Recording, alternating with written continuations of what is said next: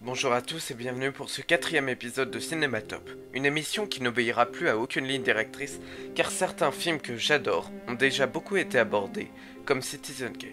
Je n'aurais pas pu apporter ne serait-ce qu'un caillou à l'édifice. Désormais, je ne parlerai que de films dont j'ai envie de parler, mais qui font tout de même partie des meilleurs films que j'ai vus. Aujourd'hui, je vous parlerai de Caché de Michael Haneke.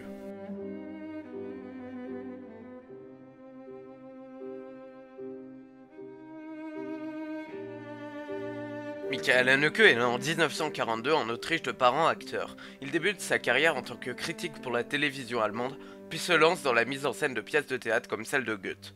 Il débute dans le cinéma en 1989 avec Le Septième Continent, après avoir réalisé 8 téléfilms pour la télévision autrichienne.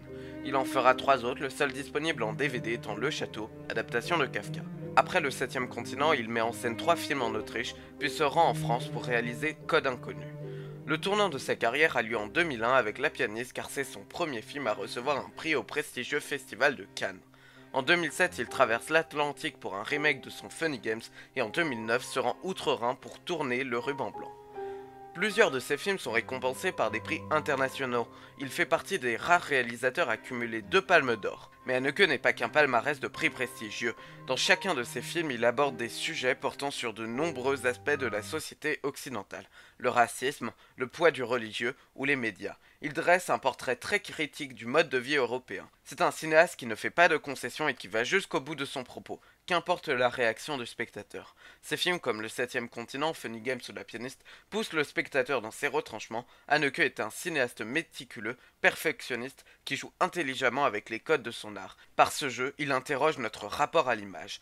Caché est l'un de ses films qui illustre le mieux son cinéma. Nous y retrouverons donc nombre de ses thématiques. Caché est un film français sorti en 2005 avec en rôles principaux Daniel Auteuil et Juliette Binoche. Caché raconte l'histoire de Georges Laurent, journaliste télévisé qui reçoit régulièrement des cassettes vidéo représentant des vues filmées de leur maison. Ces cassettes sont parfois accompagnées de dessins malsains comme dessinés par des enfants. Des appels anonymes sont aussi passés à leur domicile. Progressivement, les cassettes font référence au passé de Georges et leur venue reste régulière. Pourtant, Georges avertit la police qui refuse d'intervenir. Une cassette conduira Georges à Magid. Magid est le fils d'ouvriers agricoles algériens qui travaillait pour les parents de Georges. Ses parents morts, les parents de Georges envisagent de l'adopter. Finalement, Georges fera en sorte que cela ne se fasse pas. Haneke crée un contraste entre les lieux de vie des deux hommes. Georges vit dans un quartier bourgeois, Magid vit en cité. Georges menace Magid et l'entretien est filmé à leur insu, puis envoyé au producteur de Georges. Un jour, Pierrot, le fils de Georges, disparaît. À sa recherche, Georges accusera Magid qui ira en garde à vue avec son fils. Après le retour de Pierrot, Magid invite Georges et s'égorge face à lui dans une scène surprenante, à chaque fois par la brutalité soudaine de l'action. Le film se termine sur un long plan fixe sur l'école de Pierrot où l'on voit discuter les 2 enfants des protagonistes. Nous ne pouvons lire sur leurs lèvres et ne pouvons les entendre. Haneke laisse alors les spectateurs imaginer des théories, mais nous y reviendrons.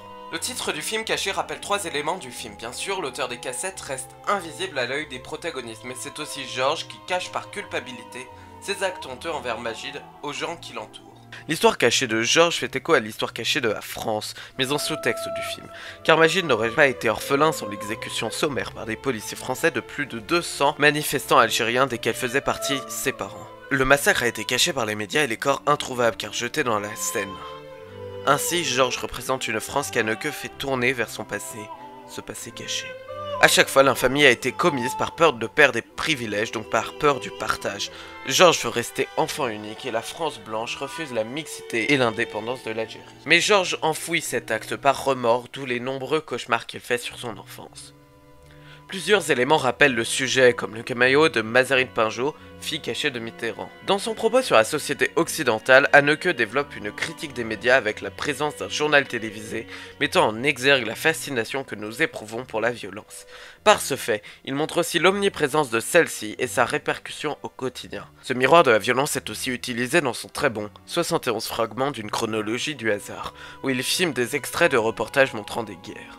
D'un autre côté, il stigmatise la télé-réalité en proposant un contre-champ de ce médium, montrant tout ce que la représentation de la réalité a de violeurs. Il dénonce alors le voyeurisme du spectateur habituel. Chacun veut connaître la vie de l'autre, très bien démontré par cette réplique du producteur de Georges. Ah oui, la cassette, non, je l'ai détruite immédiatement.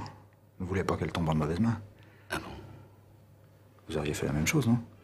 Lors de cette scène, on voit que George ne pense pas comme son producteur, appuyant ainsi le voyeurisme de la société. Il n'est pas étonnant que Cachet ait été récompensé du prix de la mise en scène, car la perfection de cette dernière est indiscutable. Le film questionne totalement notre rapport à l'image et à la facticité ou non de ce qui est présent à l'écran. Haneke dissémine des plans fixes qui sont sa marque de fabrique tout au long de son film, nous faisant réfléchir à chaque fois sur la véracité de ce que l'on voit. Les mouvements de caméra très rares dans le film démentent nos soupçons ou les confirment lorsqu'il n'y en a pas. Lors du premier plan, le plan fixe qui dure ne nous étonne pas de Haneke, mais à force de durer, on entend un dialogue dit en intérieur entre Binoche et Auteuil. Ainsi, Haneke nous fait sentir une forme de questionnement. La dernière scène nous confond puisqu'après avoir cherché les deux protagonistes qui discutent, le spectateur doute sur le dernier plan.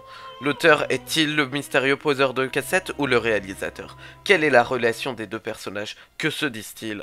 Il n'y aurait que 3 personnes au courant de ce dialogue puisque détruit juste après le tournage. Quelques théories spéculent.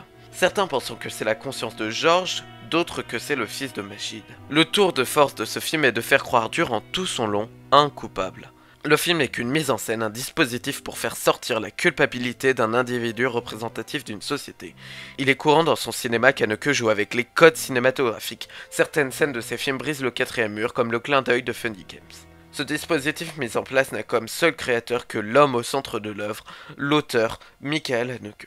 Le fait qu'Auteuil ne voit pas le caméraman est expliqué par les fondements même du cinéma, pour éviter de créer une rupture dans la fiction par un regard caméra. Ces mises en abîme constantes servent à appuyer le propos de Haneke sur le rapport à l'image et à la facticité du cinéma. Par l'ambiance lourde et pesante de Cachet, ses acteurs dans l'excellence, surtout un Daniel Auteuil bluffant et convaincant, les émotions inhabituelles procurées, la mise en scène formidable, un suspense magistral, Haneke prouve une nouvelle fois son génie et dresse un portrait noir de notre société. Cette vidéo est à présent terminée, j'espère qu'elle vous a plu. N'hésitez pas à vous abonner, à la liker, à la partager et à la commenter. Au revoir.